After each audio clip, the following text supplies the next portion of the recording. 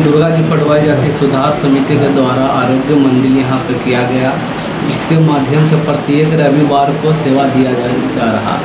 जिस 2 साल पहले जब कोरोना काल स्टार्ट हुआ था तो यहाँ पे निम्न वर्ग के लोगों को बहुत ही समस्या का सामना करना पड़ा, जिसे हम लोग को यहाँ पे मानपुर सेक्टर में सबसे बड़ा यहाँ पर समाज श्री दुर्गा जी पटवाई जाति सुधार समिति है, जिसमें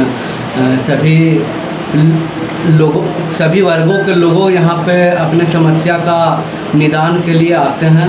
और ये हम लोग को समस्या सुनने को मिला, जिसके कारण हम लोगों ने प्रत्येक रविवार के लिए यहाँ पे डिसाइड किए कि हम लोग निःशुल्क स्वास्थ्य और स्कूल का सुविधा देंगे।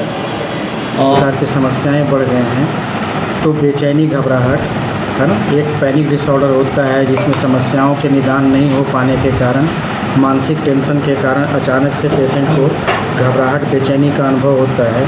उसे यह एहसास होता है कि धड़कन बढ़ गई, हाथ पैर में कंपन आने लगा, लगता है कि अब हम नहीं बचेंगे, मर जाएंगे।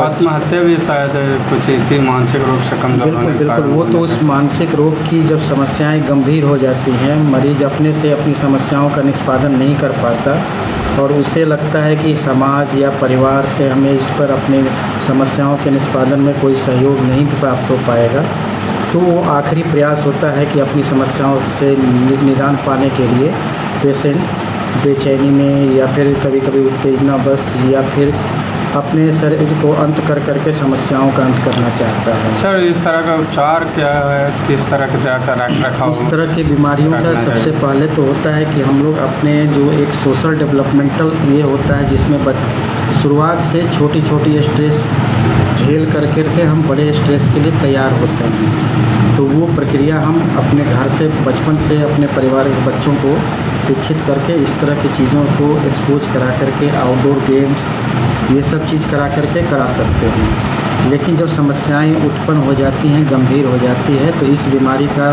इलाज 2 पद्धति से होता है। एक पद्धति जिसमें हम साइकियाट्रिस्ट लोग काम करते हैं, दूसरे में हमारे कलीग्स जो हैं साइकोलॉजिस्ट लोग, उनकी सहायता ली जाती है। तो एक साइकोथेरापी पार्ट होता है जिसमें क्लिनिकल साइकोलॉजिस्ट लोग उस पार्टिकुलर बीमारी के बारे में एसेस करके उनके स्वभाव में या उनके व्यवहार में कहाँ पर परिवर्तन लाया जाए ताकि उसमें सुधार जो हो सो परमानेंट हो। अन्यथा क्या होता है कि जैसे साइकियाट्रिस्ट और हम लोग एक बीमारी को ट्रीट के सिम्टम्स को ट्रीट करते हैं, बेसिकली बीमारी और स्वभाव जस के तस जहाँ बना रहता है, तो उसमें हम लोग इनकी सहायता लेते हैं ताकि जो हो ना, खास करके न्यूरोटिक इलनेसेस में ये लोग क्या करते हैं कि उनके व्यवहार को उस हिसाब से बदलते हैं ताकि वो समाज और ये में एडजस्ट कर सके प्रॉपर। तो नतीजा होता है कि बीमारी जब ठीक होती है दवाओं से और हम लोग दवा हटाते हैं तो पेशेंट में इस तरह के लक्षण दोबारा नहीं आते। अगर स्वभाव में सुधार ना हो तो दवाइयाँ हटाने के बाद बीमारियाँ फिर से आ जाती हैं, जिसको हम लोग अपने टेक्निकल टर्म में रिलैप्स कहते हैं। जी सर, अपना परिचय दे दीजिए। और जहाँ मैं डॉक्टर अभय कुमार अभी अनुग्रह नारायण मगध मेडिकल कॉलेज में विभागाध्यक्ष हूँ और सहायक प्राध्यापक के पद पर भी कार्यरत हूँ। और इसके अलावा शहर में मेरा एक प्राइवेट साइकियाट्रिक केंद्र है।